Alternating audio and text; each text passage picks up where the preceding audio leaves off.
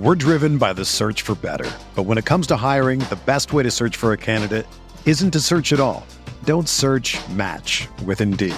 Indeed is your matching and hiring platform with over 350 million global monthly visitors, according to Indeed data, and a matching engine that helps you find quality candidates fast. Ditch the busy work. Use Indeed for scheduling, screening, and messaging so you can connect with candidates faster. Leveraging over 140 million qualifications and preferences every day, Indeed's matching engine is constantly learning from your preferences, so the more you use Indeed, the better it gets. Join more than 3.5 million businesses worldwide that use Indeed to hire great talent fast. And listeners of this show will get a $75 sponsored job credit to get your jobs more visibility at Indeed.com/Blue Wire. Just go to Indeed.com/Blue Wire right now and support our show by saying that you heard about Indeed on this podcast. That's Indeed.com/Blue Wire. Terms and conditions apply. Need to hire? You need Indeed.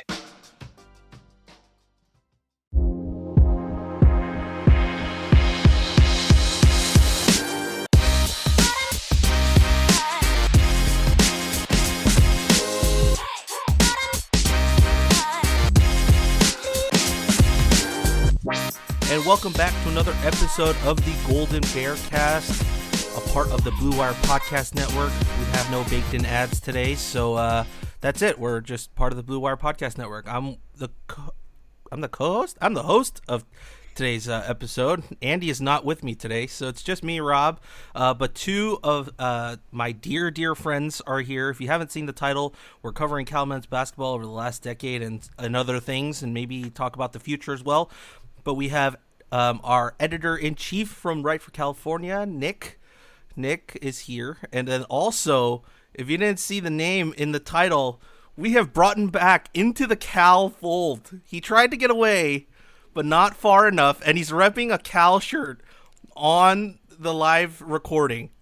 I've never seen him wearing a Cal shirt ever in my life.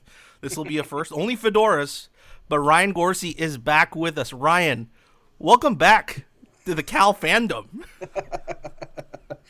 Well, thank you, Rob. It's been a very it's 3 years. I haven't covered Cal in 3 years, so it's very much a blast from the past for me. Especially now we're talking, the 2010 to 2020 Cal basketball. It's like, well, yeah, that I was there for almost that entire period of time. For 3 coaching changes, I think. Yep. I think the 3 more coaching changes with football, another one with baseball. So. It's very weird to be stepping back. It's like Indiana Jones, as you said, putting on the fedora for Kingdom of the Crystal Skull. Hopefully this is a little bit better. Have you been able to put aside the journalist part and embrace being a fan again? Yeah, that's kind of been a weird. There are many weird things that have happened in my life, obviously, since covering Cal. Moving from covering the Bears for the better part of a decade to being the sports editor at the San Francisco Examiner, which it took me literally across borders, across the country. I covered 2 NBA finals. Got to cover Major League Baseball for essentially 4 seasons because I covered 2 seasons each of the Giants and the A's, and obviously all of the great prep sports going on in San Francisco, including and USF basketball and baseball.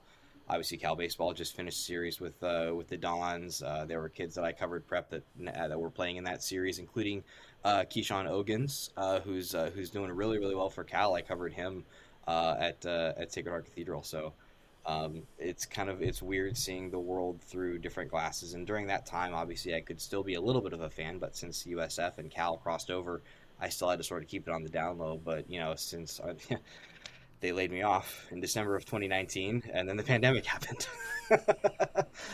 So I've been able to at least be a Cal fan from afar. During the football season, my fiance, I'd sit in the bedroom here and watch games, and she'd watch something else in the other room and hear me yell, and eventually, we'd come back and watch movies later at night. So it's very weird to have inhabited that space of a journalist and have to put my my diploma kind of away for so long, and then.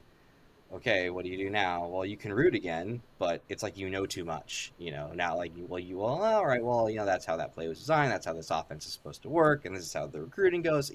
So you start, sort of rationalizing and looking at it through those eyes, which is very odd. Especially spending 4 years as a fan as an undergrad. So you go from one extreme to the other, and then you're in this sort of weird middle space. But yeah, it's been nice to be a fan again and watch Cal baseball and actively root for them. And because everyone who knows me knows Cal baseball was my my one true sports love. I'm also 40 pounds lighter, so good things. Yeah. I mean, you're also one of the only journalists that have actually practiced with said one of the teams. Yes, like you did that with the baseball team. Yes, I did. I mean, it's kind of like stupid animal tricks, right? Like if you can't think of anything better than put a journalist on the field and watch them struggle, and that was fun. And again, it's crazy. That was in February of, I want to say 2016 or February 2016 or 2017. And I look back at videos now, and I was 40 pounds heavier, and I'm like, ooh, yikes. I could not move. I was like Fred Flintstone. You could see the legs moving, but nothing else was working. So, hello. My fiance is walking.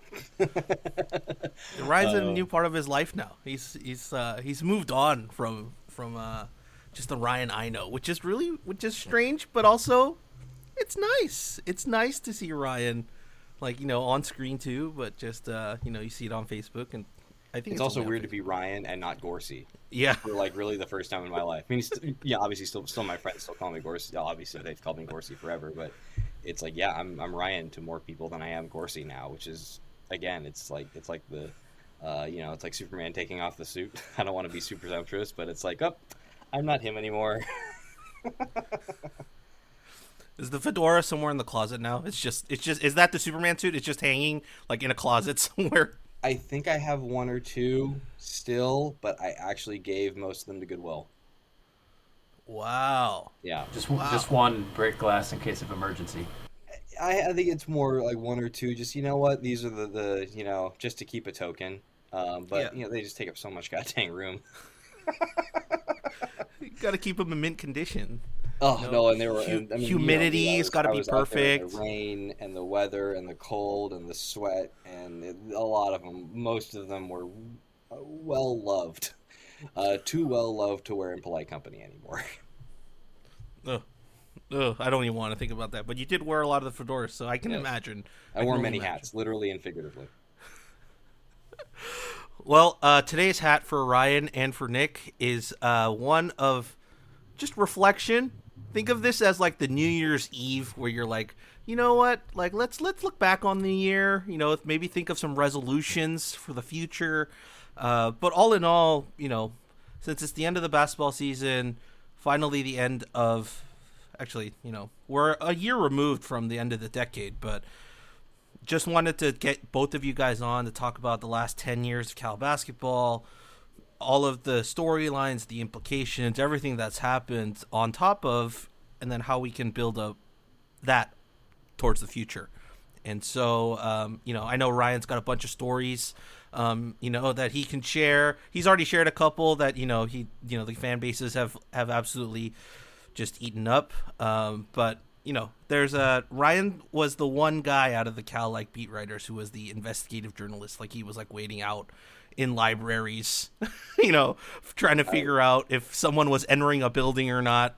So I was actually he's got outside of California Hall, literally stepping on plants and peering into windows, because I knew Justin Wilcox was on campus and I knew he was signing his contract that day. But I was just trying to actually get eyes on him because I didn't have any. I had from a source from an unimpeachable source, but you still need two sources, and I needed my own two eyeballs, and I couldn't get it. But I knew it. Yeah, I knew it was happening. So yes, I literally have tried to sneak into buildings and stood in foliage to try to get a story. So that's how we'll have some fun stories to talk about. But let's get right into it, guys. 2010s of Cal basketball. 4 different coaches in a 10-year span. 3 different ADs. 1 coach retired, 1 coach fired. That's the general what happened in the 2010s. But I'm just going to run through everything, and then we'll go back and start fleshing some of this stuff out. So 2010 to 2014, or 2013, is Coach Montgomery. In 2010, he goes 18 to 15. 10-8, fourth in the Pac-10, second round loss to Colorado in the NIT. Following year, 24-10, 13-5, second in the Pac-12. First four loss to South Florida in the NCAA March Madness tournament. In the following year, 21-12, 12-6 in the Pac-12, fourth in the conference. Loses in the round of 32 to Syracuse after beating UNLV in the first round, and that was here in the Bay Area in San Jose, if I remember correctly. I was there. I remember scalping tickets outside to try and get in. And then the following year, which was Monty's final year, 21-14, 10-8 in the Pac-12, seventh in the conference. The NIT quarterfinals with a loss to SMU. Then comes in Cuonzo Martin, and in his first year goes 18-15, 7-11 in the Pac-12, eighth in the conference, no postseason berth. The following year, that's the Jaylen Brown, Ivan Rabb year, goes undefeated at home, 23-11 overall, 12-6 in conference, fourth in the Pac-12, and a first round loss to Hawaii after gaining the highest seed in Cal basketball history. Number 4 seed. Yep. And you have to remember that year there was Jabari Bird got hurt. Mm-hmm. Ivan didn't play. Jaylen was on his own, and at that point, essentially did not know how to play basketball. He was the best athlete on the floor, and that was about it. Yeah. And he was still a sensation. But really, with the Celtics, he's really learned the game. Obviously, as we've seen him as an all-star now. But that was Jaylen Brown pretty much on his. Tyrone Wallace, I think, was hurt. Yep, he was out. That day too. So you had Wallace and Bird out. Rabb foot injury, and so out of the 4 guys who spent time in the NBA, Jaylen Brown was the only guy on the floor. So that was an absolute disaster. Yeah, he tried to hard kick. Go ahead, Nick. Maybe I would have gotten over it, except part of the reason we're here today is to talk about everything that's happened since then, which is a bit of a bummer. Yep, Cuonzo leaves, Wyking comes, Wyking drives it into the ground, and now you have Mark Fox, who was a candidate for the position when Montgomery retired, but obviously Cal went with in the Cuonzo Martin direction. But Mark Fox, I remember he was on my big board when Monty retired, and my biggest knock on him was Cal just got rid of an old white guy. Do you want another old white guy? Unfortunately, hey, Cal got a great recruiter in Cuonzo Martin, and then decided to go with, hey, let's have continuity because literally no one else will look at this program because it's a garbage fire of an athletic department. There's no actual practice gym except for one that's in the rec center. And it's a tough place to recruit because you're recruiting at Stanford and UCLA and USC, and no one wanted to take it, so they just went with the easy choice, which was Wyking Jones, instead of going with the guy who just took UCSB to the tournament, Joe Pasternak, which would have been the smart choice. So yeah, my prediction from then holds true. Joe Pasternak was going to take UCSB to the tournament before Cal went, and that's held true. I mean, that is like the big turnaround moment, right? Is that change from the 15-16 to the 16-17 season? Because, in the 16-17 season, they go 21-13, 10-8 in the Pac-12, fifth in the conference. They lose in the first round of the NIT, despite the number 1 overall seed to Cal State Bakersfield, because that entire week was just, is Cuonzo leaving? Is he not? Has he interviewed with Missouri? Then he plays in the game, and if you were at the game, you kind of realized, Cuonzo kind of had already, his mind was already gone. Like he had everyone on that bench had one foot out the door, including Ivan Rabb. Yeah, I believe Ivan didn't even play. Ivan did not play that game. Yeah, if I remember. Yeah. So then comes the Wyking hire, like Ryan said, 8-24, 2-16 in the conference, last in the conference. The following season, 8-23, 3-15 in the conference, last in the conference once again. He gets fired. There's a whole weird story that happens over like a 2-week span after the season was over. It's like the players went to Knowlton and asked to fire the coach. Then there were reports that he didn't. There were reports he was getting fired. There were reports he wasn't getting fired. And it was just that whole mess to begin with. Then it actually happens, and within, I believe, a week and a half span and like a 3 or 4 day search, Mark Fox is hired as the new coach, and in his first season goes 14-18, 7-11 in the Pac-12, and 10th in the conference. And then this season, of course, we know he basically eclipsed Viking Jones's in-conference record of, I believe, 3-16, 3-15. So Cal's first conference championship in 50 years, followed by pretty much dumpster fire after dumpster fire with a bright spot here and there. Yep. That's the last 10 years of Cal basketball. Well, I think it's worth. We're here sort of. We set the 10-year framework. I think it's worth looking a little bit back to when Monty was hired, because essentially what we had was 9 years for the Monty era and the Cuonzo Martin era. 9 years where Cal was consistently an above-average Pac-12 team, occasionally competing for a conference title, winning one conference title. They probably should have won a couple others, and Monty had a couple of really frustrating losses to Stanford in games that could have at least gotten them a share. But the point is, like, generally a player in the Pac-12 conference. And in 4 years, Cal has thrown all of that away. And so how exactly did we get from, like, the third best Pac-12 team by record over a nearly 10-year period to now pretty clearly the worst program in the conference? That's a pretty stunning shift. But the path there is pretty clear, I think. I would, we all say that it was the Cuonzo Martin, Viking Jones transition that was kind of the inflection point. I would actually set that about a year earlier. It was the Jan Hufnagel situation, I think, was the true inflection point. Because at that point, you had Cuonzo Martin, who was already fairly frustrated with the administration because there was a lot of pushback on the recruitment of Jaylen Brown. Cal administrators looked at Jaylen Brown, a black kid from the South, saw his grades in high school, and said, basically, no, we're not going to let him in. Cuonzo fought for it. Obviously, Jaylen got in, and we know he's an incredibly bright young man. And we know he has intelligence beyond book smarts. He's got incredible emotional intelligence, incredible cultural intelligence. He's a chess champion, and he took graduate level courses in his 1 year at Cal. The guy is really intelligent, and Cal, from what I was able to gather as a reporter at the time, Cal just didn't take all that into account, which is really sad. And Cuonzo was already frustrated, and then the university, rightly got involved with the Jan Hufnagel situation. Cuonzo thought he handled it the way he should have. Other folks disagreed. And that was, again, I think rightly so. Hufnagel should have been gone for what he did. It was a bad situation all around, really bad. It made the program look bad. It made the school look bad.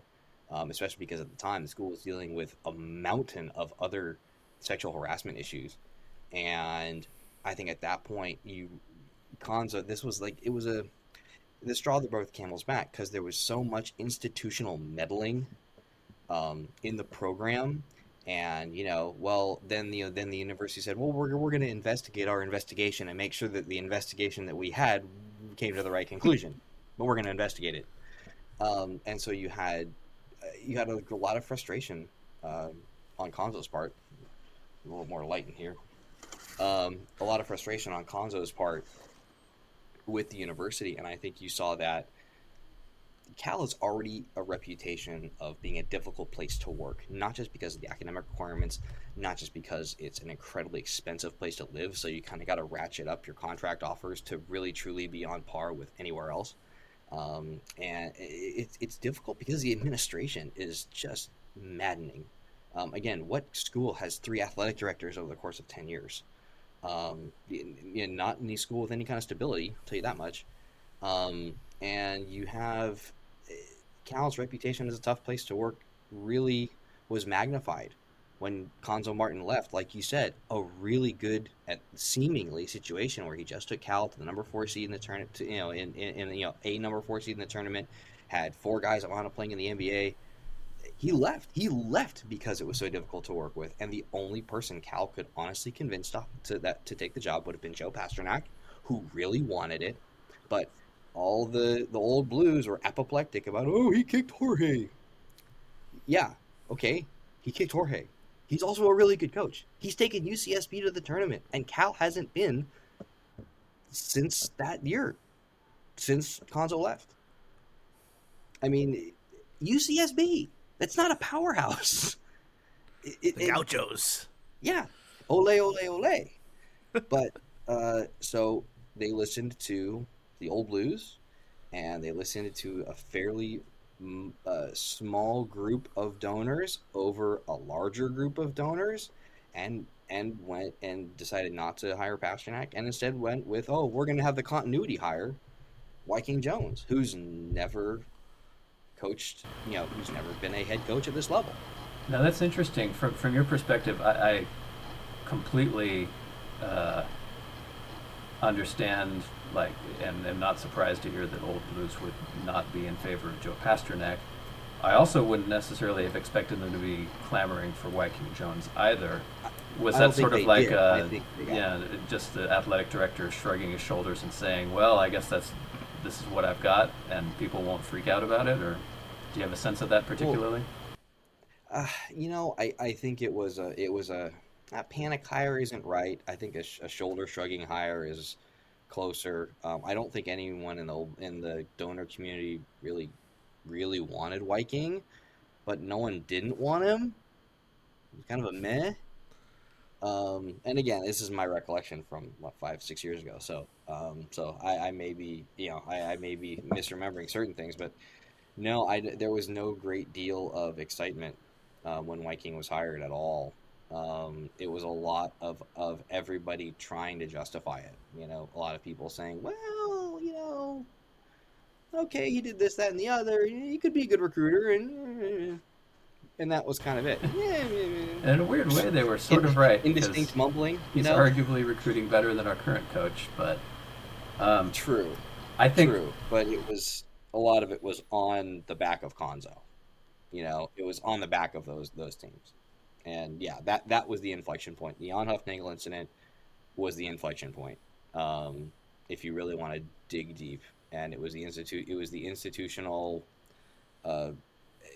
meddling. And again, I hesitate to use that word because again, any institution worth its salt, Hufnagel would have been gone right away, and he wasn't. And it took all the hemming and hawing that we've been used to at Cal. If Cal can Cal will Cal itself in the Cal sideways.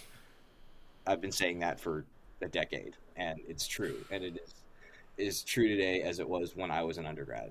Every time you think Cal's going to do the sensible thing, they do the dumbest, most head-scratching thing it can possibly do.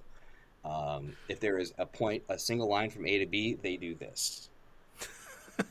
And then they miss point B. They wind up at point F. Well, one of the things. How did you get to point F? The road doesn't even go to point F. It's closed. It's under construction. How did you get there? And we're not talking about like Warriors, where it's they're light years ahead. No, they're like using a diesel truck to go to Mars. One of the things that you mentioned that not a well-maintained one either.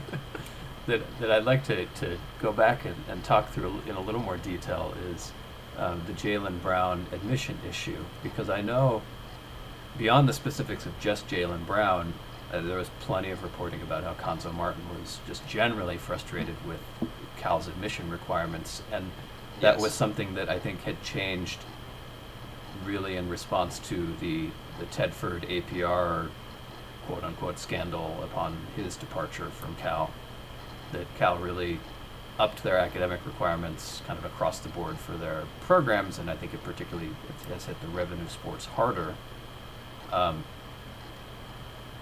It's something that just personally frustrates me because like you said, if we're an institution that's saying no, or even to a person like Jaylen Brown, where have we gone wrong? That's just how far off the path have we gotten that this is a person that we're saying no to. And then you think back to all of the Cal athletes from the past who maybe wouldn't have come to Cal if we had those sort of requirements. People like Russell White and Marshawn Lynch and somebody like Leon Poe spent his entire childhood in foster care.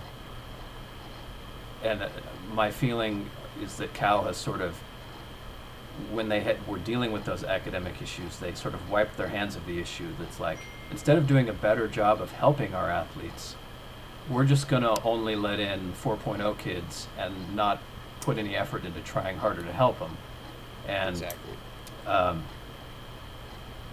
so I don't know how, I don't think Cal's going to go back on that anytime soon. I guess it's just sort of the new reality that whoever comes here and coaches is going to have to deal with, but it's never really sat right with me as a Cal fan, kind of how Cal approached reforming itself after they decided that there was an academic problem within the athletic department. Which is exactly what I just said. If Cal can find a way to do the right thing wrong, they're going to find a way to do the right thing wrong. And that's exactly what they've done. And over and over. Over and over and over and over and over and over and over. I mean, okay, well, we need to save money, and cutting sports is going to be the last resort. Let's cut sports! No. Well, and when will Cal, I guess, what does Cal want its athletics to be?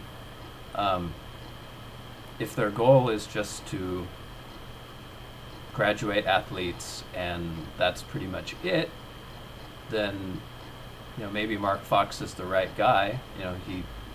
He recruited guys who stuck around for 4 years and graduated at Georgia. Everybody seems to like him. He takes care of his guys. No issues He's a there. good face for the program. Yeah, he's a nice guy.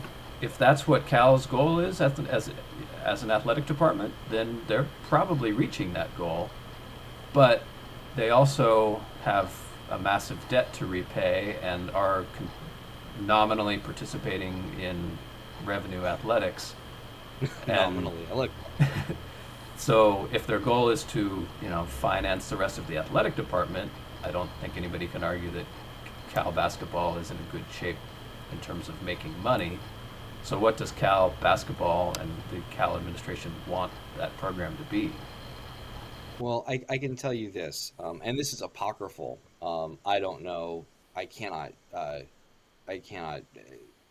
make any claims as to the accuracy of this, but I did hear from someone very well placed in the athletic department, or who has real relationships with the athletic department, right at the very beginning of my time covering Cal, and they said that they had heard directly from Robert Bergeneau, remember him? Wow, throwback. That Cal's optimal football season was 8-5. Means you get to a bowl game, you keep the donors happy because they get their trip to the bowl game and all that. You get the kids rings, and that was it. It was 8-5 because any better than 8-5, and Tedford really lived in that for quite some time. Any better than 8-5, and you kind of got to start running with the big boys. And this is before the High Performance Center was built, by the way. The High Performance Center was built as much out of necessity as it was to keep up with the big boys.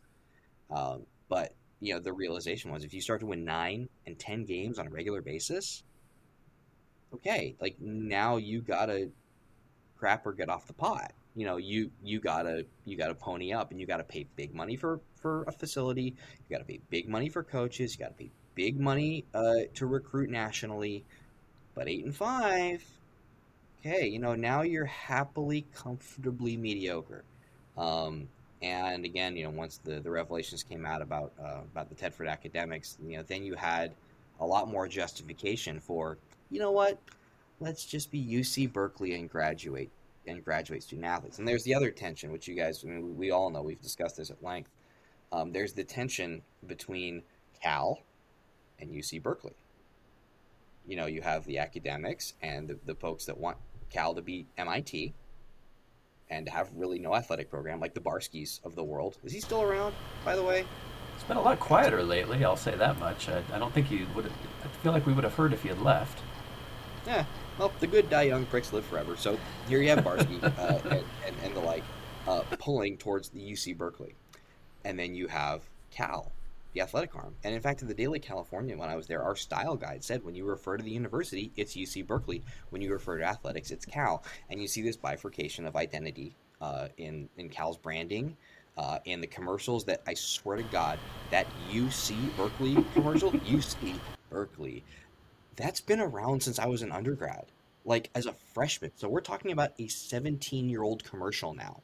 Yeah. Um, My 36-year-old and wife has a classmate who was, I don't know if they replaced the clip yet, but she was definitely in the first one.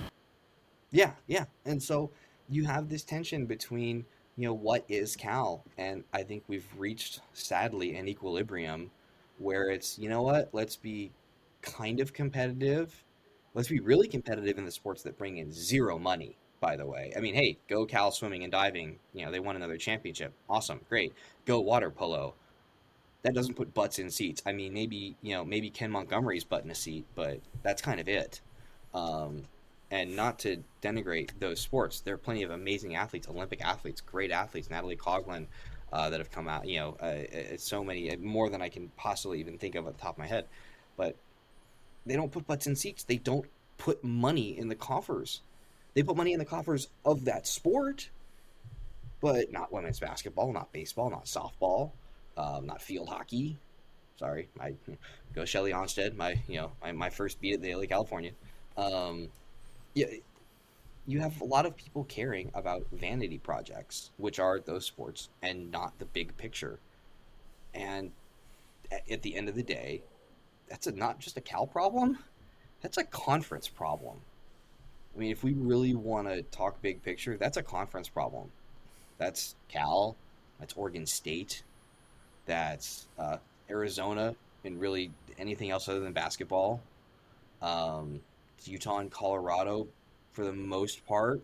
Colorado definitely. Utah for a lot. You have a lot of schools. Washington State. You have a lot of schools that are okay. They aren't nearly the powerhouses they once were, and that's a conference issue. And you can trace that all the way back to the formation of the Pac-12 network and the absolute duck fart worths of money that each school has gotten under that deal and under Larry Scott.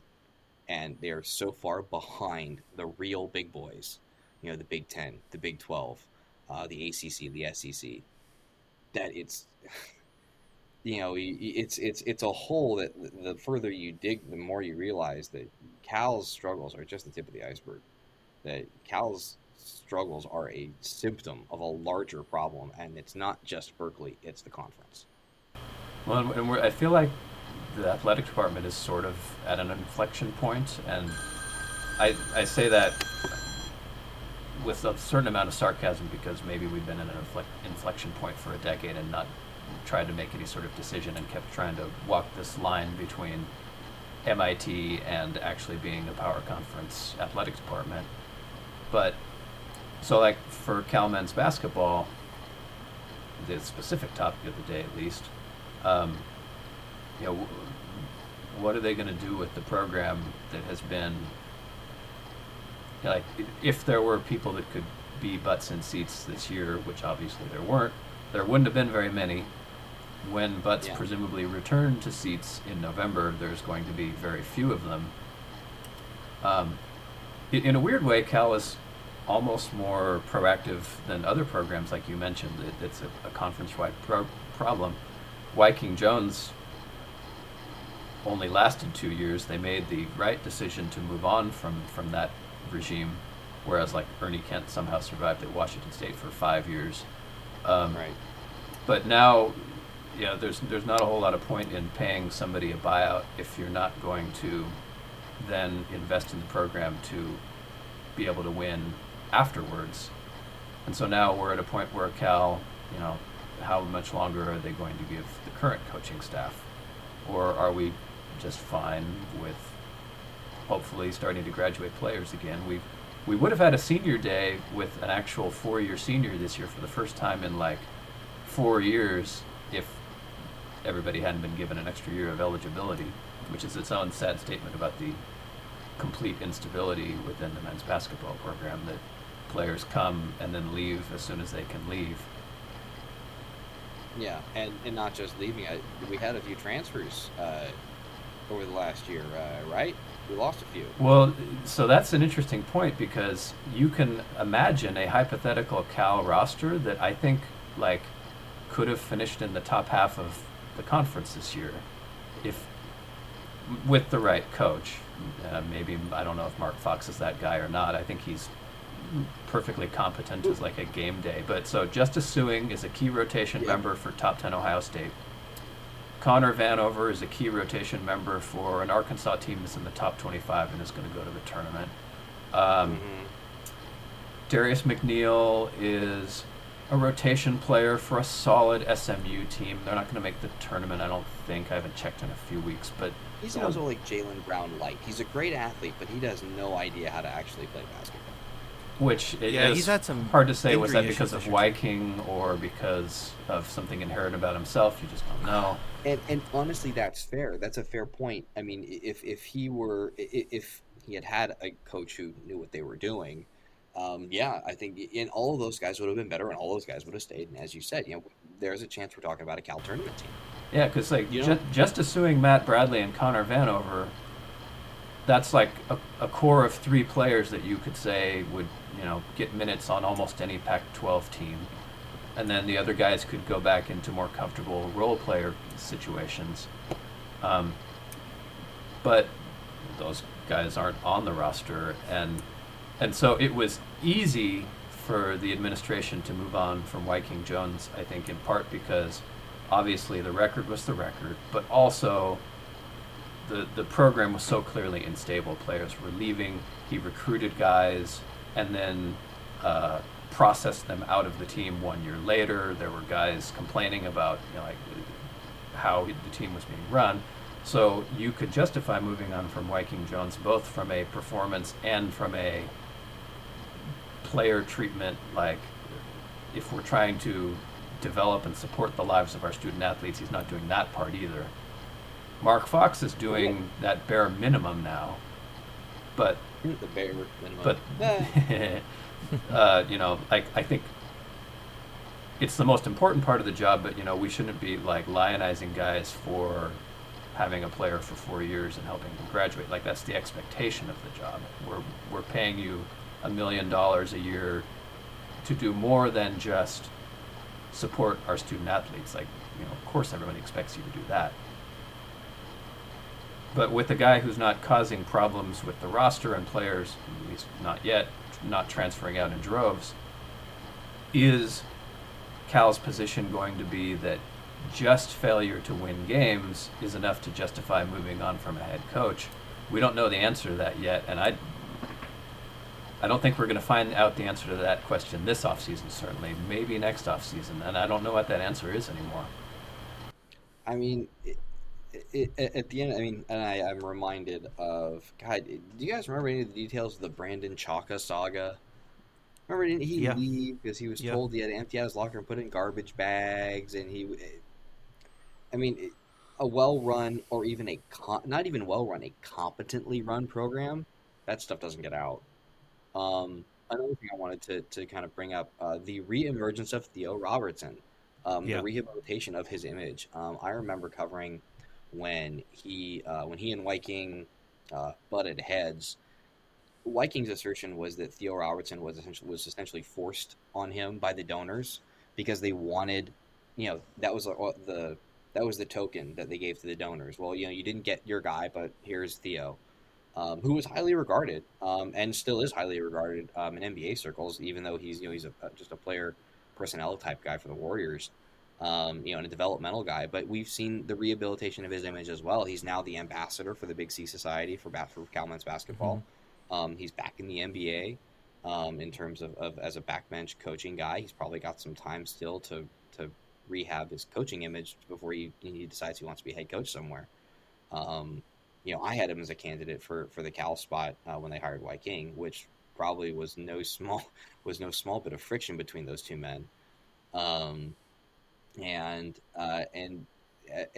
The assertion from Viking and the messaging that we got as reporters about the incident in Maui was that Theo was too big for his britches. There was an incident on a bus about him getting his seat, and the more I look back on it now, the more I look at it through different lenses of, this was messaging coming from Viking trying to keep a program stable, because every guy I talked to absolutely loved Theo as a developmental coach, as a Yep. guy who worked with their shots. Every guy that off season before the first season of Viking said that Theo worked with them on shooting, and obviously Theo was a fantastic 3-point shooter for Cal. So you had so many guys just singing his praises, and then all of a sudden he's a malcontent. That doesn't jibe with me, and that always smelled weird, which is why I didn't really post much on that topic other than to try to be a real, here's what I know, and I'm not going to say anything more than what I know for certain. Well, and Theo, to his credit, like didn't try to drag the program through the mud or make it a big thing. He probably would have been justified to say his side of the story, but I think he wisely decided to just say, all right, this wasn't a good move for my career, unfortunately, and I'm going to just put my nose down and keep working and show to people what I can do. Discretion, better part of valor, all that. And again, hey, there may be a day where Theo Robertson is the head coach of Cal men's basketball. I mean, I think it's realistic. I think he needs a little more time and get to the front of the bench in the NBA, to be an associate head coach or an assistant. Hey, and he might just decide he wants to stay in the NBA, which is great. Good for him. But I think seeing him back involved with Cal men's basketball as I said, an ambassador or whatever the Big C Society is calling it, I think it's a good sign in terms of his future. Maybe he does come back. That'd be pretty cool. And maybe then some enterprising young reporter will ask for his side of the story, and maybe he'll tell it, maybe he won't. Maybe he'll still choose discretion. I know I will repeat a story that I've told in some form or another to you guys over the last few years since I got out. And this tells you everything you need to know about Viking Jones, and kind of it really puts that era, it puts a bow on that era. After Cal men's basketball lost by 18 to Stanford, and they were one Derek King 3-pointer away from having lost by 20 for the 8th time that season, against Stanford's all-white guy third string. And I tweeted that fact out. Granted, I'd had I was out of the arena at the time, and I'd already kind of gotten back to my room. But I tweeted that out at 11:48 that night. I'd already been at the craps table. I'd had a few bourbons. I got a text from Viking Jones. No, I didn't have bourbons. I had whiskey gingers. That was what I was drinking that trip. I love how that's the part that I have to edit. And Viking text, because we have head coaches' phone numbers. I mean, for those of who don't know, if you're a reporter and you're a beat reporter, you have ways of contacting college coaches. Everybody's got everybody's number.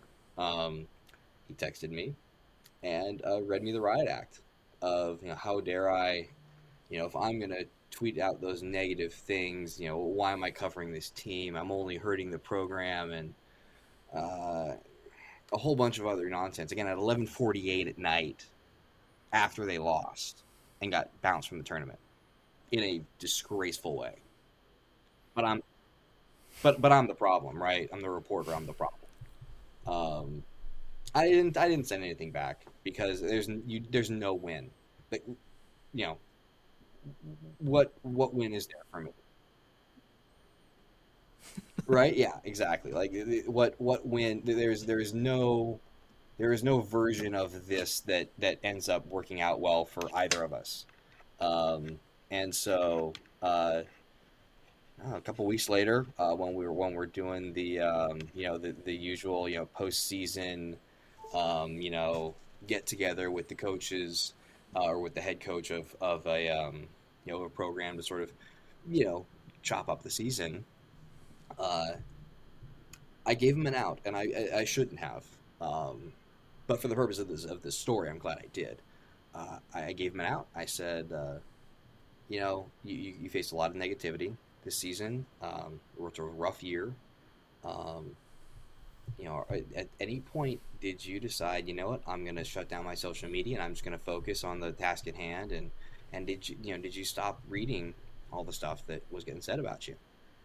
I gave him the opportunity to say, yep, you know what, I shut it down and it's back to the lab and back to the drawing board. I gave him the opportunity. He took that opportunity and just punted it into speaker pool, and said, nope, I have a list of everyone who said negative stuff about us, and when we're good, when we're in the tournament, we're winning games, those people aren't going to be allowed on the bandwagon. And I just wanted to just like take a big red F and stamp it on his face. But you just failed that test in the most spectacular way possible. And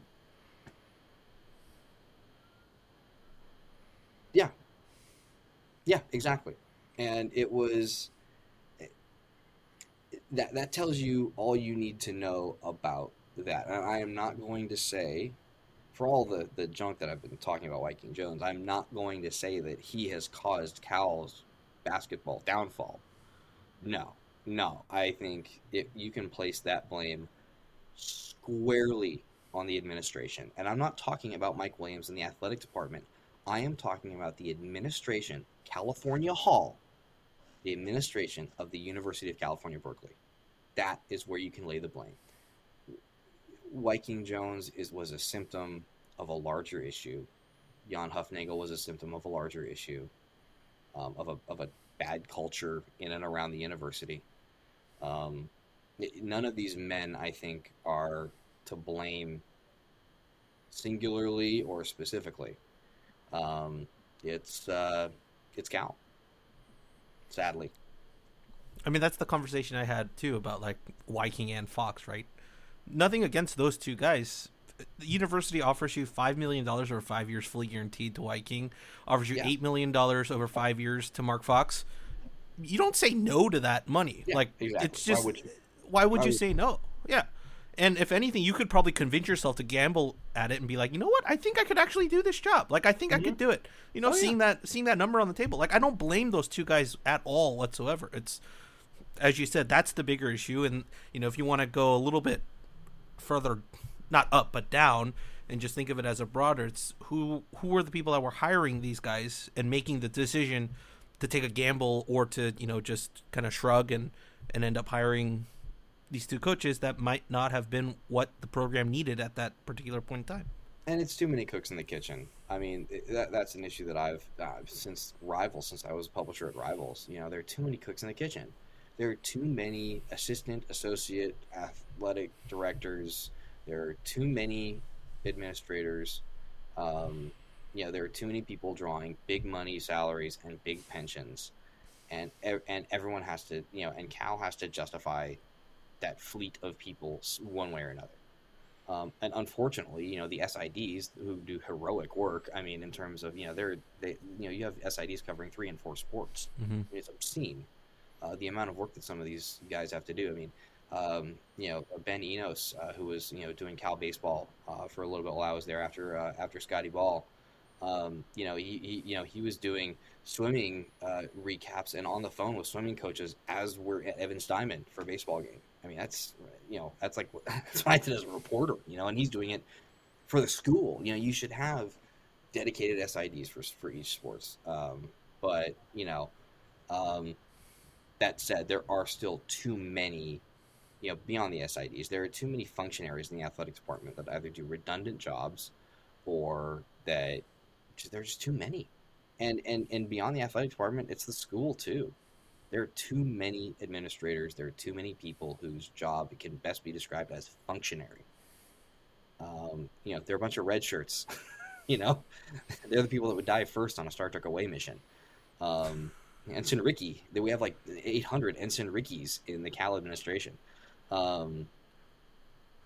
There needs to be a reckoning. There needs to be, in terms of these coaches, one person who's making the decision, not one person and 5 functionaries and 12 donors. The donors need to be able to give their opinion. It needs to be considered, and you have to have an athletic director who's strong enough and say, all right, thanks for your input. Here's what I'm doing. Deal with it. Now give us money, because you know I made the right decision. One question that I did want to ask you, Ryan, before you have to go. I know that one of the sort of sticking points for Cal men's basketball has been the current lack of practice facilities, and I know that there have been efforts to try to do that, and at one point in the not too distant past, it seemed like Cal had the funding and the wherewithal to get it done, and that fell through. They were close. They were really close. Do you have any sense of sort of why that attempt failed, and if there's, I don't imagine there's any particular near-term hope for that changing anytime soon, but I think that was really at the tail end of my time there, and I don't want to speak out of turn. I do remember it falling through. And I do remember that I wish I could say I saw plans. I've seen plans for like the Evans Diamond of the future, and it's gorgeous. But those were further along than anything. And I saw those back in 2011, and they, as far as I know, they're still in the baseball office somewhere. I never saw any plans for a basketball facility. I can only offer a conjecture, and that is there simply just isn't. We're driven by the search for better. But when it comes to hiring, the best way to search for a candidate isn't to search at all. Don't search, match with Indeed. Indeed is your matching and hiring platform with over 350 million global monthly visitors, according to Indeed data, and a matching engine that helps you find quality candidates fast. Ditch the busy work. Use Indeed for scheduling, screening, and messaging so you can connect with candidates faster. Leveraging over 140 million qualifications and preferences every day, Indeed's matching engine is constantly learning from your preferences, so the more you use Indeed, the better it gets. Join more than 3.5 million businesses worldwide that use Indeed to hire great talent fast. And listeners of this show will get a $75 sponsored job credit to get your jobs more visibility at Indeed.com/Blue Wire. Just go to Indeed.com/Blue Wire right now and support our show by saying that you heard about Indeed on this podcast. That's Indeed.com/Blue Wire. Terms and conditions apply. Need to hire? You need Indeed. Real estate. I believe People's Park is in the news once again. The university keeps wanting to buy, it's the university's property, and they keep trying to build on it, and the hippies just keep stopping them. There just might not be the real estate readily available. There might be other NIMBY concerns. Again, this is all conjecture, but projects like these usually hinge on one big donor. And if that one big donor sees something they don't like, they're going to pull out. And unfortunately, that's the game you play with when you're Cal and you have not cultivated a diverse enough donorship base that you can take those kinds of hits. Cal has not. They keep asking me for money. Number one, I was a journalist, okay, so I didn't have money to begin with. Number two, I was unemployed for over a year. So I definitely don't have money. Stop calling me. Famous last words, but I do think that they're going to pull off the People's Park redevelopment, which will be nice for the general university housing situation. And I really, really hope that I don't look back at this and think, God, I was so stupid and naive for saying that on that podcast, because 5 years later, it's still just a decrepit park. Well, we'll find out. Yeah. Well, I hope I've been helpful. I hope I've provided a little bit of insight for you fellas and given you some things to chew on. And feel free to let me know. Let me know next time you guys need me and to talk about anything like this, and I'd be more than happy to jump on. Thanks for letting me play back in the sandbox again. Yeah, hopefully we can share a drink the next time Cal is playing in the NCAA tournament, whether that's 4 years from now or 10 years from now. Or we'll get Ryan to come to our tailgate at the Rose Bowl. That's the true the true dream future. That's the ultimate. Knock on wood. All right, boys, you take All it right. easy and go Bears.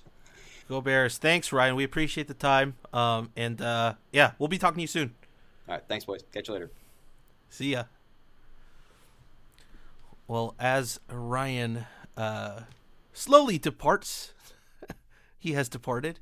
Nick and I have remained, and will continue strong as we wrap up our conversation on the last 10 years of Cal basketball. I mean, any big takeaways from our conversation with Ryan, Nick? No, it's all stuff that I think we're all sort of passingly familiar with because we've all lived through it as fans over the last 10 years, and particularly the last 5 or 6 years when the program changed so radically. But I think it's valuable to sort of go back and think through everything that we've experienced and how it sort of contributed to where we are right now. And now we can start talking about, well, what is the administration going to do? What should the administration do? That's a complicated question. Honestly, one that I'm almost struggling with from a moral perspective in a weird way, which I'll probably be getting into either now or long term in some of my columns that I'm thinking about over the next few weeks. But and we'll be eventually getting to some reader questions that are kind of talking about the future as well, because that's we all are Cal fans who want to see Cal succeed, and it just makes me sad because I've had a lot of fun with Cal basketball fandom, and 2 years ago when Wyking Jones was fired, like I wrote, I hope that this is a rebirth of the program such that it's fun to be a fan again, and it's not particularly. When we talk about Cal men's basketball, the most common reaction I get is why are you watching the games? Why are you paying attention? Why are you investing your time in this? And my easy answer to that is because it's my job in the website that we write for. But there aren't a whole lot of other people interested in talking about Cal basketball, and when they are, it's usually snark and jokes and anything other than trying to really, analyze the basketball, and that's sad. I miss it.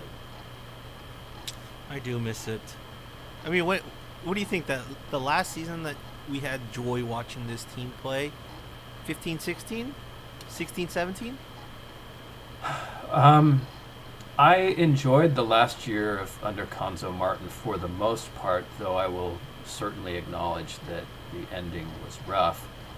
That was sort of a flawed team, but also sort of unlucky. They had some injuries that slowed down the season early and then kind of derailed the season late. But that team, like you said, they had the 1 seed in the NIT. They were on the bubble all year long. I'm never going to be the type of guy who will reject following a bubble team. Yeah. We can't be that haughty as Cal fans. Our program is not that high and mighty that we can poo-poo NCAA tournament contention.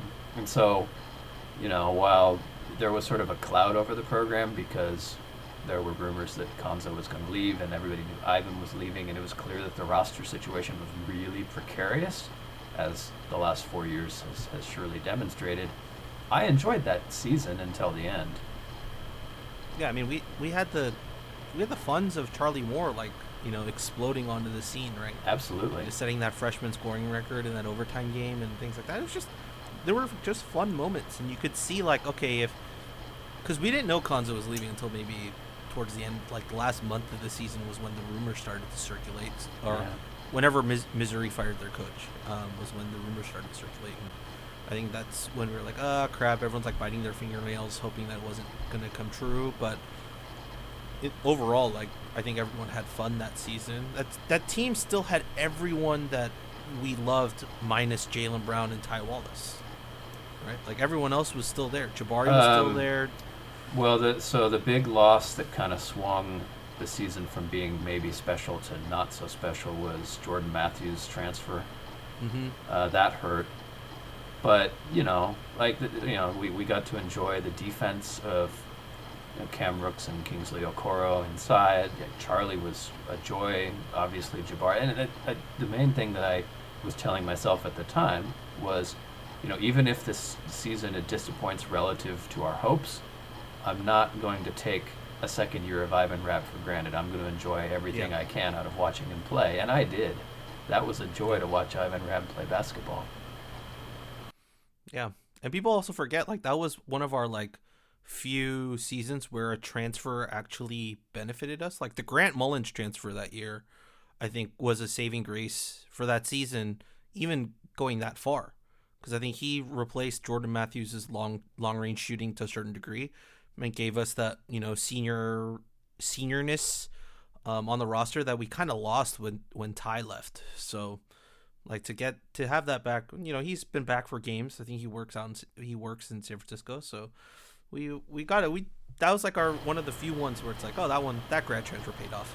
Yeah. Well, and people kind of retroactively look back at that season with a lot of negativity, but there was a point in time where Cal was 9-3 in the Pac-12, and when it went on the road to play Arizona, an Arizona team that I think ended up winning the conference and I think had a reasonably deep NCAA tournament run.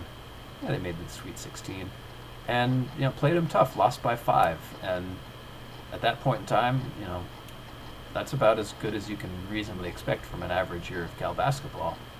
And the season kind of fell apart from then, and then the program fell apart. But I think that game was also the first game that I think Ivan shot a 3 from the top of the key or on the wing, and that was his first 3 in an away game that season. I think he had shot. I remember him starting to shoot threes that year because he didn't shoot the season before, and he was still uncomfortable shooting the 3, but he started to take some. And I distinctly remember in that Arizona game where it was just like a quick screen and slip, and he slipped out and he got the ball, and I would remember thinking in my mind, like, oh, he's not going to shoot it, he's going to drive, and he just rises up and drains it. And I was like, oh, we're going to win tonight just because he's making those threes and he's getting that confidence. But yeah, that was definitely one of those like close games that we could have easily won. But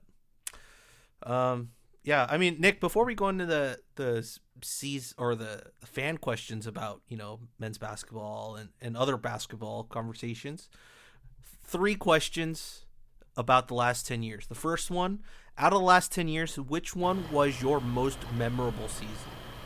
That's no contest. The 2016 undefeated at home 4 seed. You know,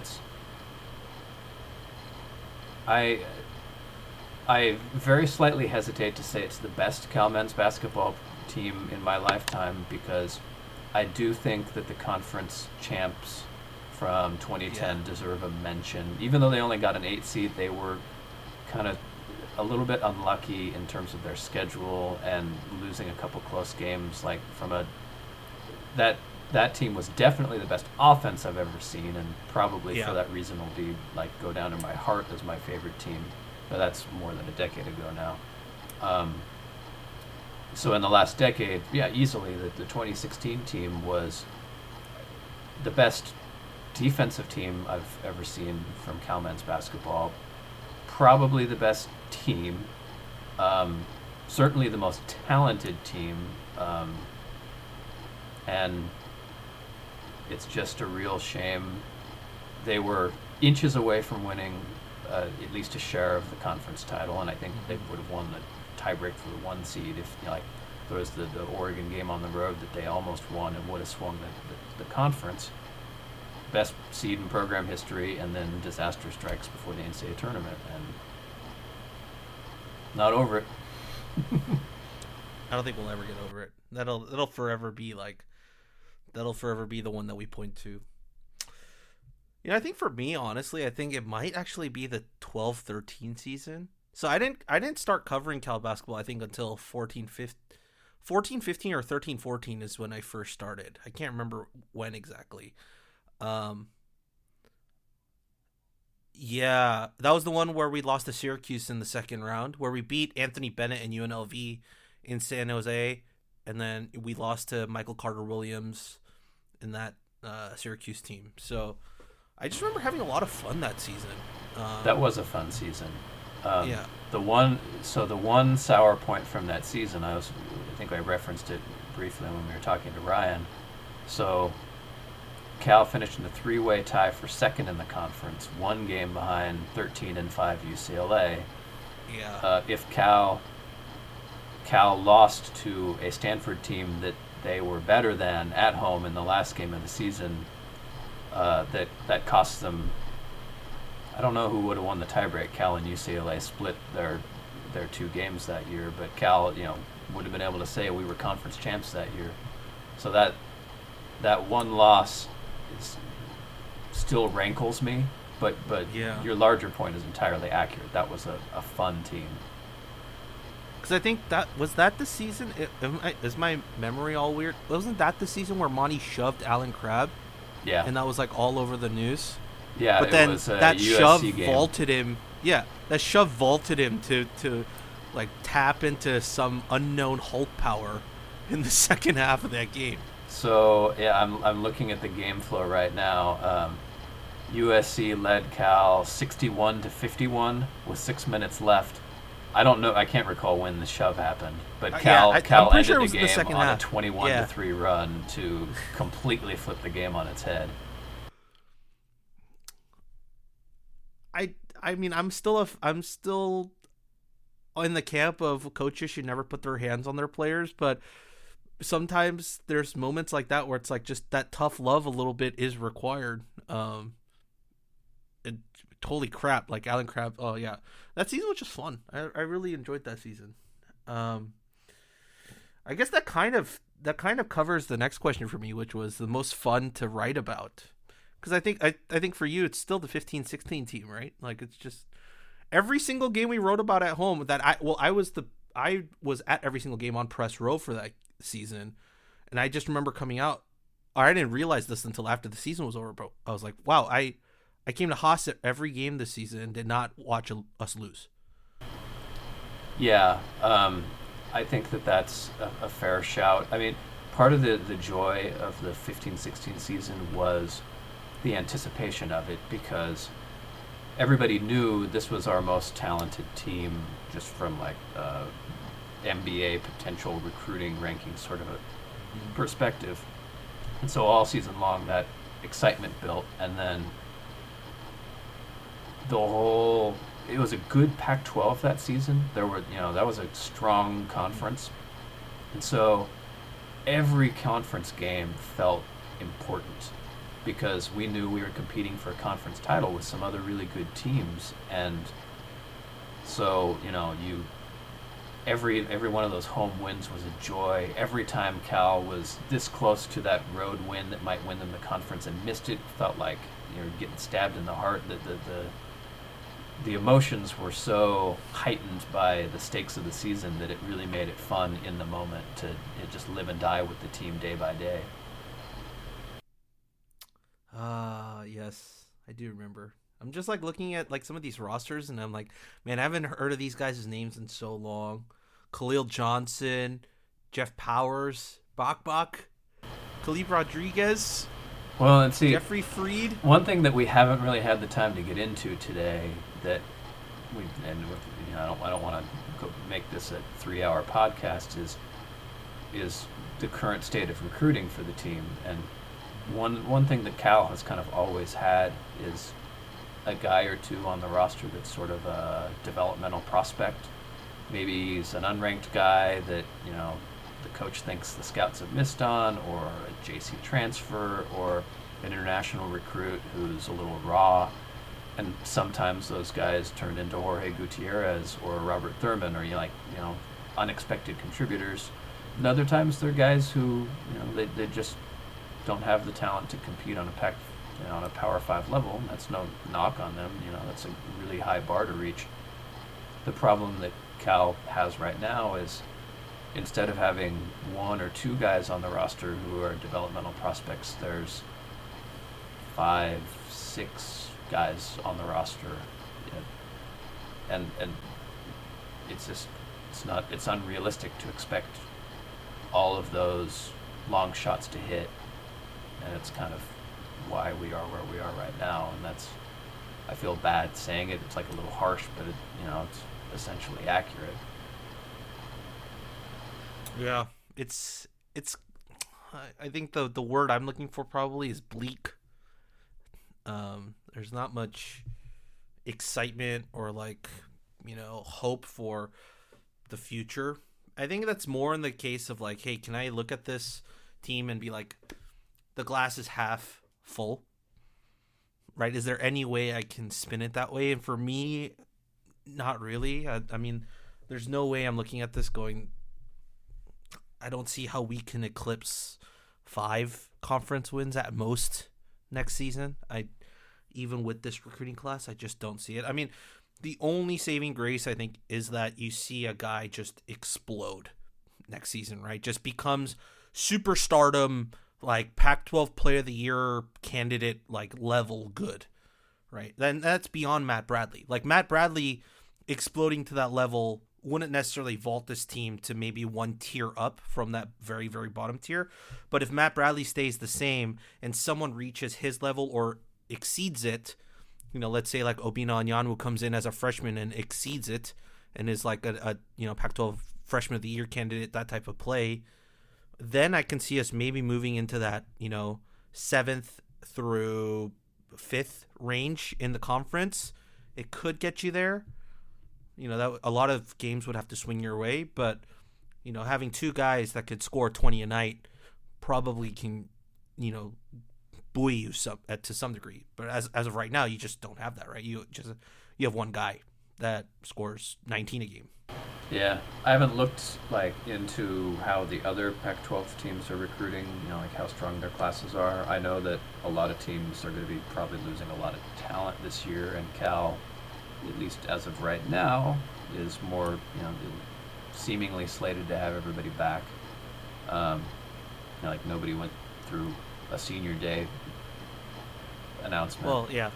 Everyone's back except for, I think, oh my goodness. I know Bentley wasn't mentioned specifically, yes. So maybe he's planning on moving said he hasn't on with decided his yet. academic career. Cal could easily bounce back to like the type of team they were last year. Not far away from 500 in Pac-12 play. Maybe they get to 500 if, like you said, somebody takes a big developmental lead. Wait 1 sec. I need to pee. Yeah, no worries. 1 second.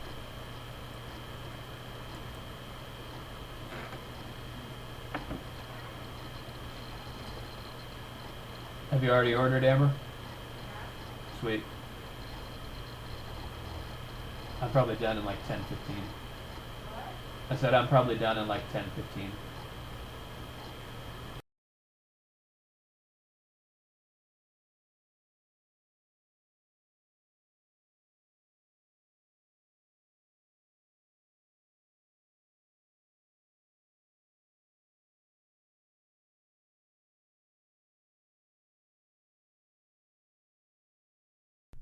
All right.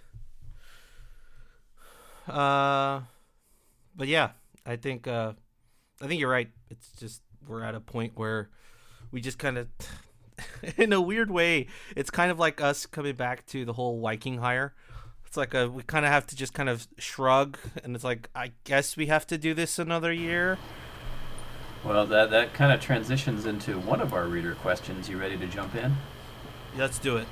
All right, so Terrence Lau / Leon Poe had asked, like, when Conso Martin left, what was a realistic path forward to a high-end Pac-12 program, considering the low amount of investment?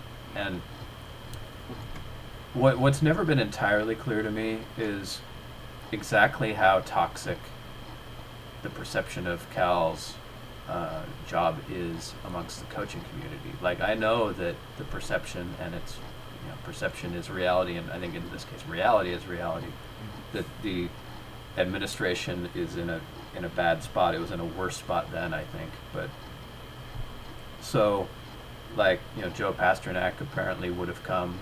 That's an option. I still have the opinion that Travis DeCuire presumably would have come. I don't think Monty would have been stumping for him if DeCuire wasn't willing to come. Or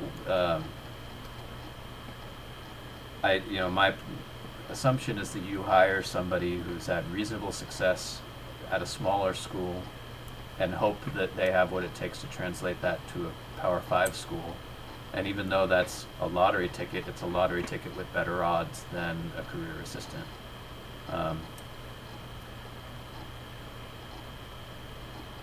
That's not... I'm just... Yeah, go ahead. Well,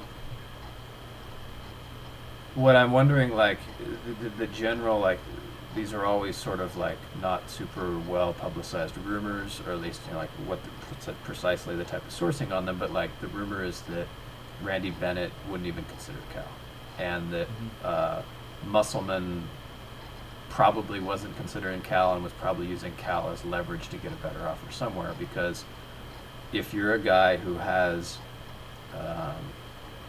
real interest in you, why would you pick Cal over, like, Musselman went to Arkansas, and Randy Bennett is just fine, you know, playing second fiddle to Gonzaga in the West Coast Conference. And so, you know, the reality is that probably means that Cal is either going to have to, like, hope for an alum who wants to come to Cal because he loves Cal, or more likely, you know, finding a G5, I'm using college football terminology, but a mid-major level coach who Cal can still, coach in the Big West or the OVC or whatever.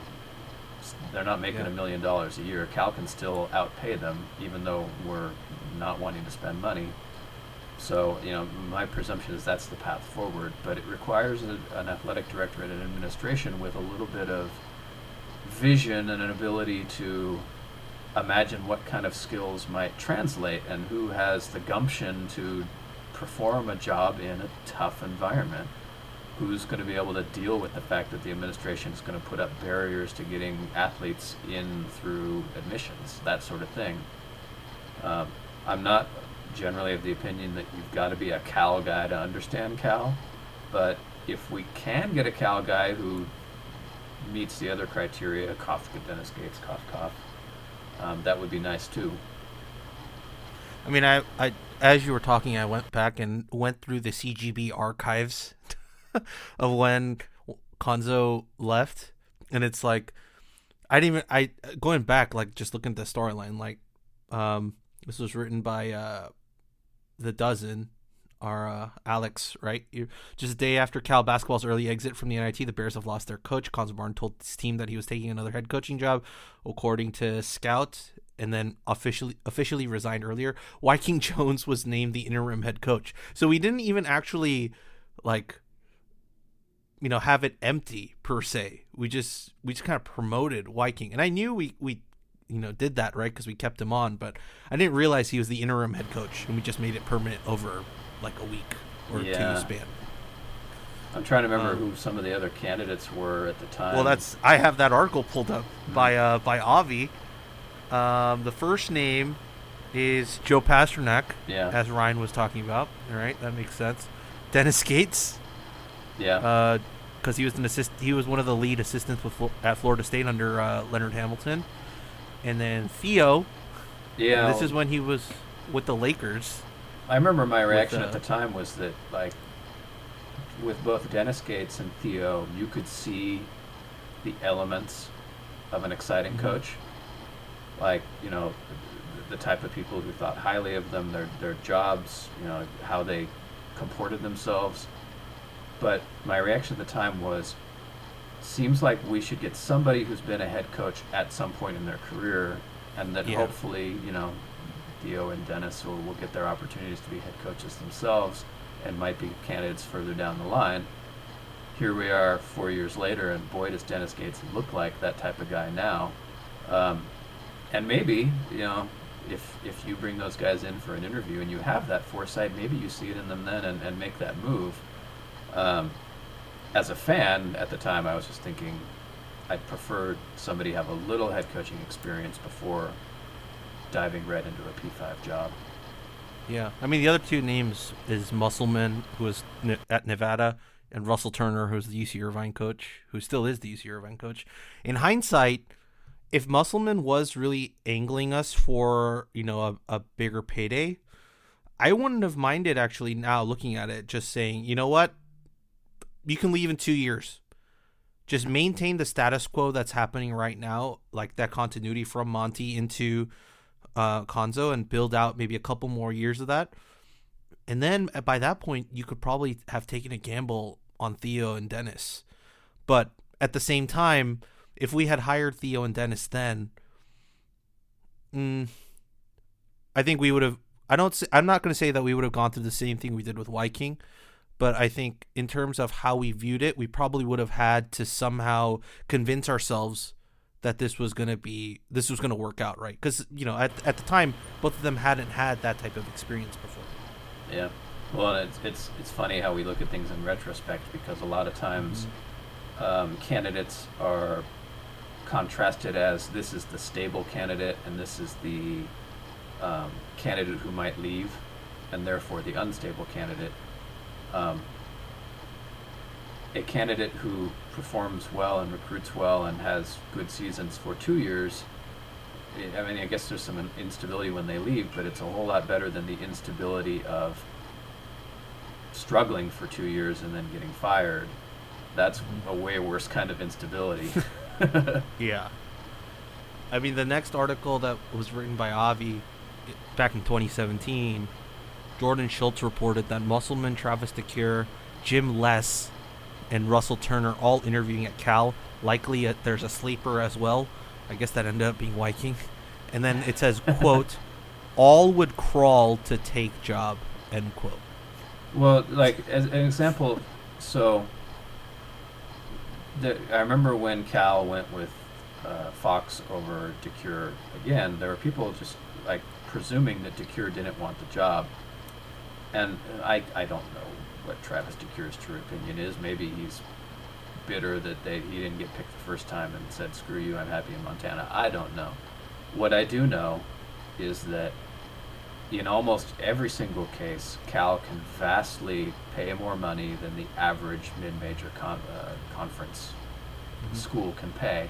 And so you can find somebody who's been a head coach at the mid-major level who's going to be willing to come to your school, whether it's Russell Turner or Kyle Smith, who I thought that Cal could do better than, but in retrospect would have been probably a better hire. He's certainly doing better at Washington State, who maybe had a worse roster situation than Cal did, arguably. All those guys, if you told me that one of those guys said, I don't want to come to Cal, I'd be skeptical, but I'd maybe give you the benefit of the doubt. If you told me that all four of those guys said no, I would say you're full of it, because somebody wants to, like, quintuple their salary. You know what the sadder one is? That a couple days later, Avi wrote another article with coaching search updates, and it's by Mark J. Spears, the writer at The Undefeated. His tweet from March 22nd reads, word is ex-Cal men's basketball star Sharif Abdur-Rahim has interest in schools opening, ex-NBA All-Star and Kings assistant has ties to elite recruits. Yeah, Sharif is sharp. Like, if we were talking about, like, guys who aren't heavy in the coaching, well, Jason Kidd's been a coach in a lot of places, but I'd almost be more excited by Sharif than Jason Kidd as the hypothetical star that comes back to save us all. Yeah.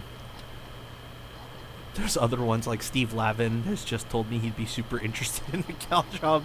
That's by Jordan Schultz. Jeff Goodman, St. Mary's Randy Bennett is not in the mix for the Cal job, never really pursued it. They never listened to my advice and hired away Tara Vanderveer. Bunch of dummies. Hey, at least we got featured on The Athletic because we recommended them hiring, who was it? Oh geez, why is her name going over my head? San Antonio's Becky Hammond. Yeah, we threw that name out there just as a fun. The Athletic picked it up and they talked about it.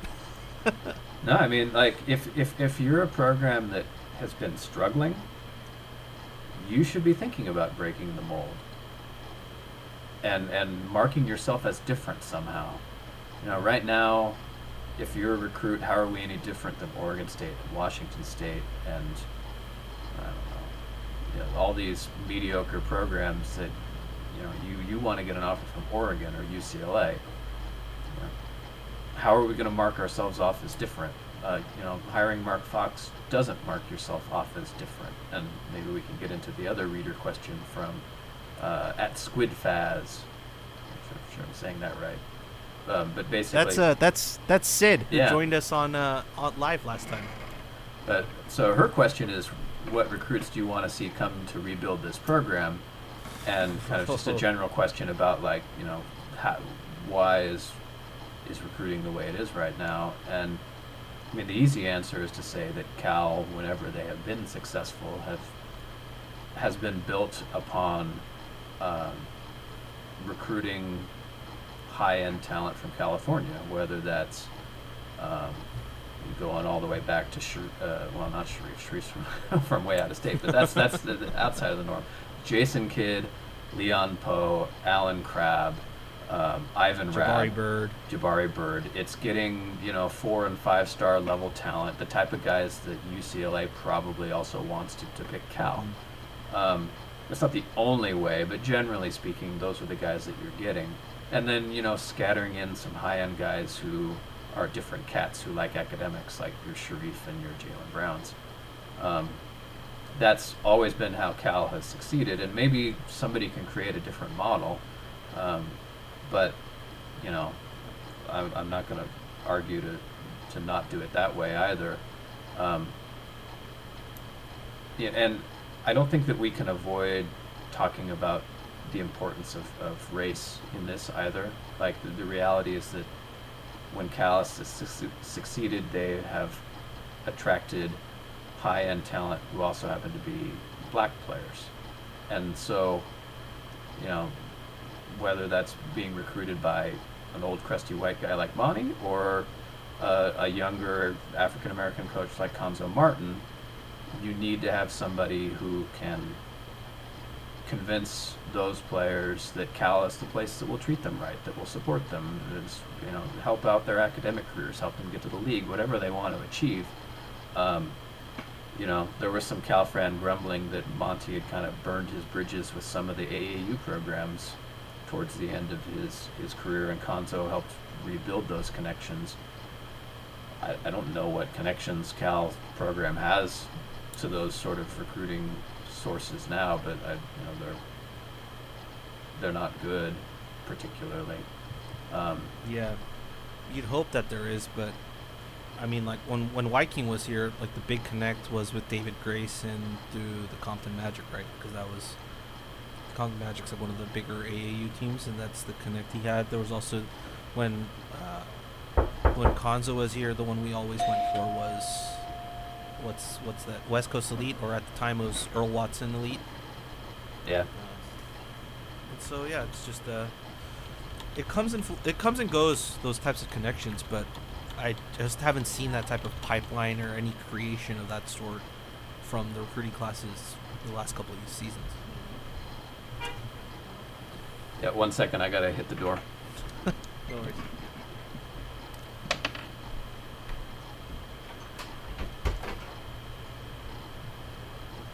Thank you.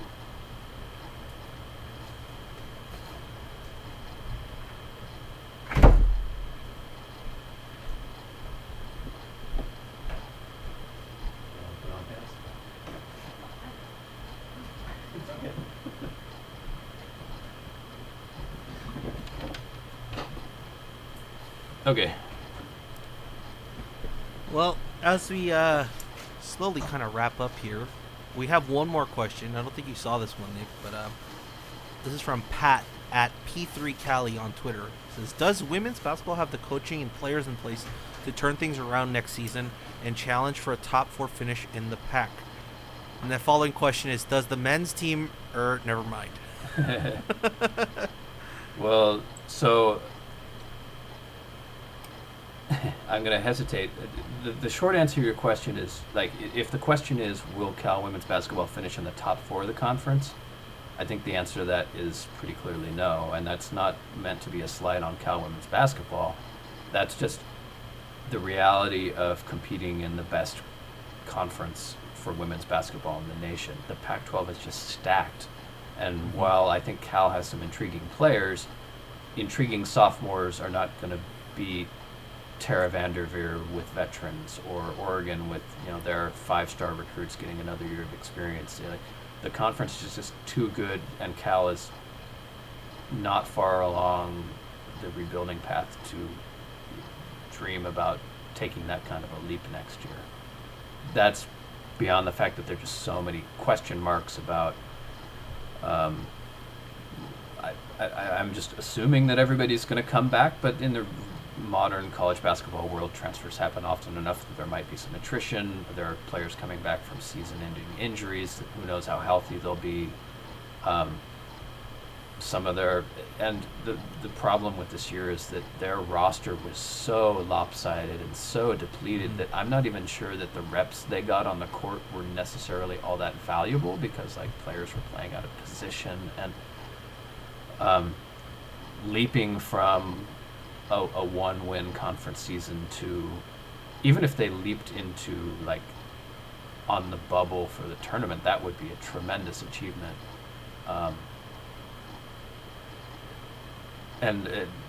I think that there's a wide range of possibilities, because this year was so screwed up that we don't know. We have no data to say how the team will play when everybody's actually on the court. But the Pac-12 is just too good for Cal to make that kind of a leap. Yeah, I mean, I didn't follow them intently as the men's team this year, but I do know they've dealt with so many injuries. And they had COVID problems, I believe, in the middle of the season, like where they couldn't practice and such. And they also had to bring in one of their recruits early as like an early enrollee in January, and then plugged them right away to play, because they basically had no scholarship guards on the roster due to injury or otherwise. And so, honestly, like, if we're making a comparison to them and to men's basketball, like, they legitimately have like a coronavirus or COVID/pandemic like excuse for how the season turned out. That's not saying that they would have gone undefeated or anything like that, like outstandingly better, but I think their floor was definitely less or a lot higher than just a 1-win conference team if they had everyone intact. Yeah. For at least the majority of the season. For those who only follow men's basketball and aren't familiar with the women's roster, I would say the comparative situation would be like, imagine if the men had to play a chunk of the season and the only guards available to play for a period of time were Joel Brown and Demetrius Klinaris. And everybody of Logan Alters. Yeah, and everybody else was hurt. Now, eventually they got one player back, and they brought in that freshman guard. So like, it wasn't quite that dire all season long, but like a third to a half of the season was like that, where they were playing a former walk-on 40 minutes at guard. So while you can't take anything away from this season. Honestly, I just didn't watch a lot of games because it wasn't fun, and all credit to the players on the team for persevering and maintaining positive attitudes. They've got more mental strength than I have. That's for darn well sure. But it the unluckiest year I can recall for one of our programs, and I think it's the bottom line is it's going to set back the rebuild of that program that Charmin Smith is trying to put in place, and we just hope it hadn't set it back more than we hope. Yeah, I mean the thing with that team too is just you look at the roster and you say Charmin Smith comes in as a first-year head coach, and in her first year recruits 3 5-star prospects into the team, and the women's sport definitely, unless you have like a player like Sabrina Ionescu who just lit the world on fire the moment she hit the floor in Oregon, the development period is a bit longer because you don't have the one and dones like you do in men's basketball. Like it's not built, the game's not built in that way. You're going to see those 5-star prospects really look like 5-star prospects maybe 2 or 3 years down the road. Like that's where it really hits. But her to have already brought those characters in or that talent in, and then you look at her recruiting classes are going to start to build out that depth. Like, we knew this was a long rebuild, but she started off strong. Like, she brought in those foundational pieces immediately. Whereas for the men's side, like, that was the issue for us, right? Is that over 2 seasons of recruiting, 3 technically now, we haven't really gotten 1 or 2 guys that we're looking at going, that's the next pillar. Like, that's the next pillar for like 2-3 years of that generation of, or that design of a team is going to be built around him. Like, there's none of that. And that's the reason I think a lot of us are more dejected about how the recruiting has gone, is that we don't need more rotational players. Like, we need that one guy now, because Matt's not going to be here more than 1 year. Yeah, 1 more year at best, you'd have to think. Yeah. So I think that's the reason. But that was a long hour and a half. We talked a lot. There's a lot more to talk about. And the sad part is I could go on for another hour or 2, but nobody wants to listen to that, and I gotta go eat dinner. There's better things to do at hand. But yeah, if you have anything else about men's basketball that you would like us to talk about, like, just get at us. Maybe we'll schedule another one of these things with maybe some other basketball folks, and we'll see where the conversation goes. But in the meantime, you can follow and listen to our podcast wherever you listen to your podcasts. You can read all our written stuff over at writeforcalifornia.com. Nick is still going strong with a Monday column every single Monday. Usually he takes a break from off-season. Maybe you'll get your break this off-season. Because, last off-season, we kind of couldn't because we launched a new website, but then the pandemic hit. You really were grasping at straws here. But it's a good question. We'll have to survey the season. Yeah. But I think that's it. And as always, go Bears.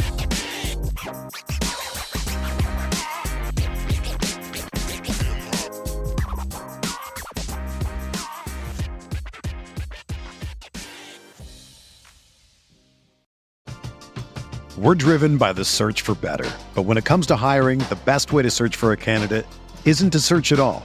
Don't search, match with Indeed. Indeed is your matching and hiring platform with over 350 million global monthly visitors, according to Indeed data, and a matching engine that helps you find quality candidates fast. Ditch the busy work. Use Indeed for scheduling, screening, and messaging so you can connect with candidates faster. Leveraging over 140 million qualifications and preferences every day, Indeed's matching engine is constantly learning from your preferences, so the more you use Indeed, the better it gets. Join more than 3.5 million businesses worldwide that use Indeed to hire great talent fast. And listeners of this show will get a $75 sponsored job credit to get your jobs more visibility at Indeed.com/Blue Wire. Just go to Indeed.com/Blue Wire right now and support our show by saying that you heard about Indeed on this podcast. That's Indeed.com/Blue Wire. Terms and conditions apply. Need to hire? You need Indeed.